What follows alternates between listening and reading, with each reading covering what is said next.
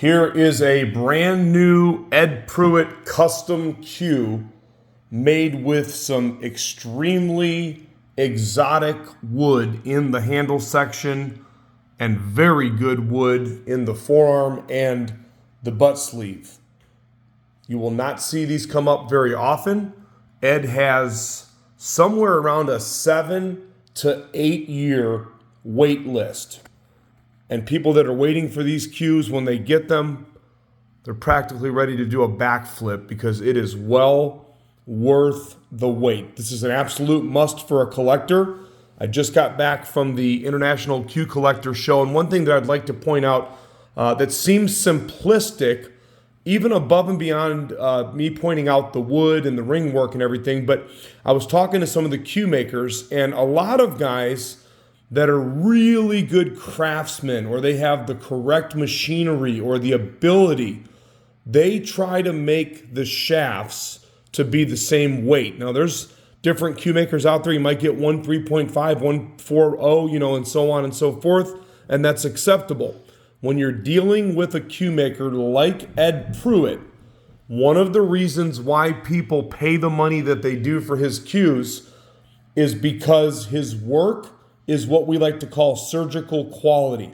The finish, the fit, the overall craftsmanship is simply as good as you're going to find in a custom pool cue. This is like a fine-tuned billiards instrument. But in any event, both shafts are not only made out of premium wood. I'm going to give you a little close-up on the ring work here.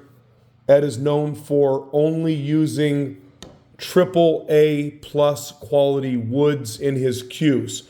They're both 4 ounce and they are both 13 millimeter. He's got his own taper that has been coined the Ed Puit taper. It's kind of a longer taper.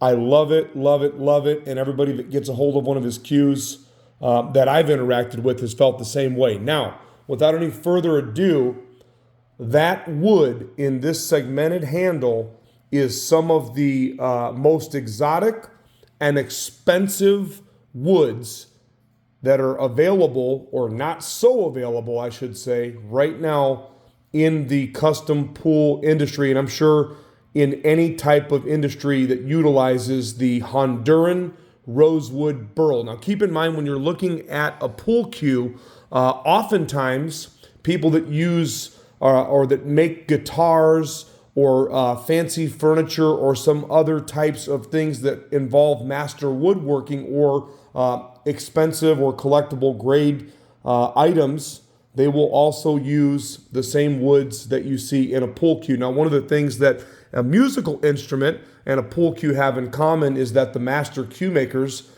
really everybody should be doing it, but you should be looking for a wood that has a certain type of harmonics, a certain type of sound, and of course, a certain type, or I should say a specific type of hit. Ed's cues are very, very consistent. But anyway, again, this segmented handle is Honduran Rosewood Burl, by far one of the most expensive species of wood that you're going to find. And boy, did he utilize a fantastic piece here. Look at that. Gabon Ebony, nice and dark in the forearm. This is a 3/8 10 pin. And then you've got the Gabon Ebony in the butt sleeve as well. Okay, now I have the privilege of holding, handling, playing with, selling, trading, all kinds of different high-end cues. When you look at a Prewitt cue, they're very distinctive, of course, because of his signature ring work. Other cue makers do this type of ring work, something similar, but you're not going to ever see any done just like Ed's. Look at that. That is Paua shell, also known as New Zealand abalone. Let me show you. Look at that, how it lights up when you turn the cue. I'll give you a better perspective on it. And by the way, Ed's are done with, each of his rings are done with double silver trim on each side. This is considered to be a 7-ring Ed Puit, okay? 7 rings, again, of the Paua shell with double silver trim on each side. So you're getting some exceptional woods, both the Honduran and the Ebony. You're getting a lot of work in this cue. Keep in mind each of these dots, and he does the very large ones, and he only uses the best abalone that you're going to find. Look at that right there. There's a better perspective on that for you. All the dots are, you know, identical in size. There you go. Take a look at that. But those are individual inlays. Each of those dots have been individually inlaid into the cue right there. So there's a lot of work that goes into a cue like this. This is, of course, a wrapless cue.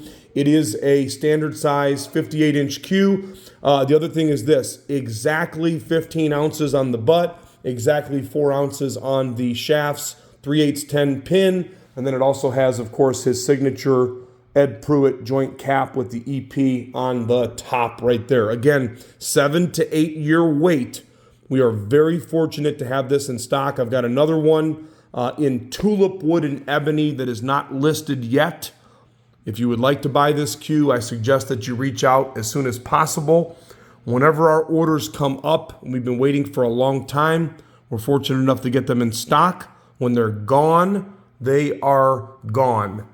Check us out at crossroadcues.com if you would like the opportunity to own a cue without waiting that is made by one of the best cue makers on the planet with one of the most sought after woods that you're going to come into because this wood right here doesn't come easy, not in this type of caliber anyway. I'll give you one more look at that right there. How about that slick handle? That's what you call a slick handle on steroids right there, ladies and gentlemen.